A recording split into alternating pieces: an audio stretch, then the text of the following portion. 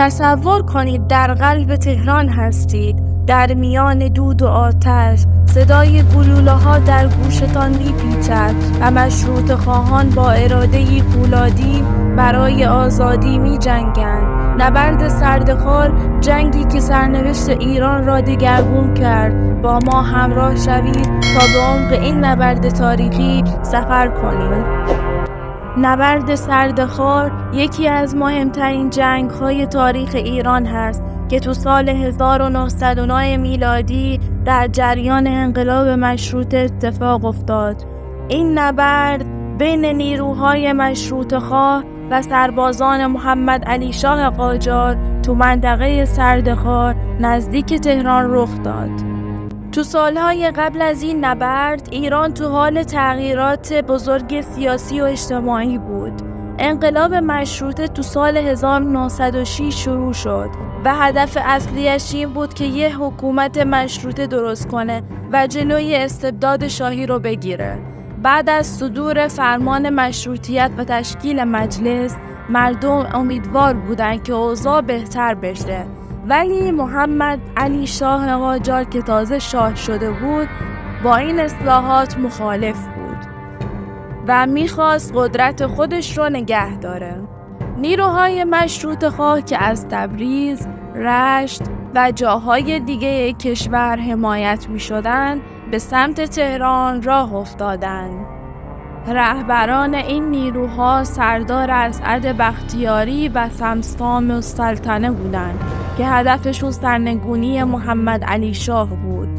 محمد علی شاه که از این حرکت‌ها خبر داشت، تلاش کرد با استفاده از سربازهای خودش جلوی مشروطه خواهان رو بگیره. اون نیروهاش رو تو مناطق مختلف تهران مستقر کرد و مقاومت کرد. تو سردرخوار نیروهای مشروطه خواه با سربازهای شاهی درگیر شدند. اگر از این ویدیو خوشتون اومد حتما لایک کنید و نظرتون رو توی کامنت ها برامون بنویسید و زنگوله رو هم فعال کنید تا اولین نفری باشید که از این ویدیوهای جدید ما با خبر میشید. نبرد خیلی شدید بود و هر دو طرف تلفات زیادی دادند، ولی نیروهای مشروطه خواه با حمایت مردم و استفاده از تاکتیک‌های جنگی خوب تونستن پیروز بشن. بعد از پیروزی تو سردخوار نیروهای مشروطه خواه وارد تهران شدند.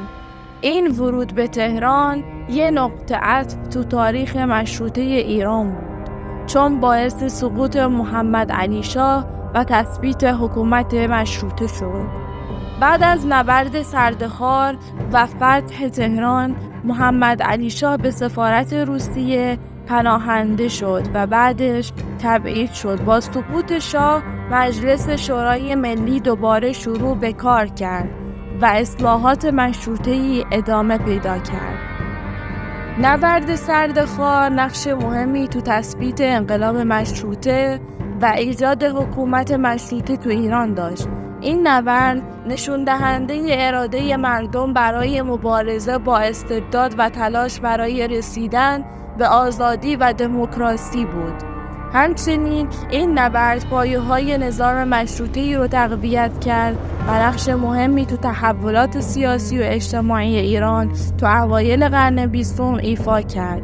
به همین دلیل نبرد سردخوار نه تنها از نظر نظامی بلکه از نظر سیاسی و اجتماعی هم خیلی مهم بود و یکی از نقاط عطف تاریخ ایران به حساب میاد.